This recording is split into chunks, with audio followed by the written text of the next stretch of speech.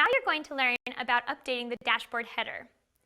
When I say header, I'm referring to this top portion, in this case the blue bar here. The piece of the header we're going to focus on is in the top right corner. There can be drop-down menus. There are three types of drop-down menus: messages, notifications, and tasks. Let's first focus on messages. To create these drop-down menus, use the drop-down menu function. For messages, set type equal to messages. This will result in the image above. Notice the 0 in the top corner of the message icon. This is because we haven't created any messages yet. To create messages, you use the messageItem function.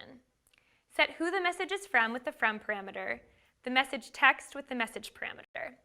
You can also have the message linked to an external site using the href parameter. You can add additional messages by adding additional message items. For example, here we have two messages by just adding a second message item to the drop-down menu. Notifications are very similar to messages. Notice in the code we've changed type equals to notifications, and now rather than using the message parameter, we put the details in the text parameter. There are other ways we can customize the looks of these notifications that we'll talk about in detail in subsequent lessons. Similar to the notifications and the messages, you can also set tasks.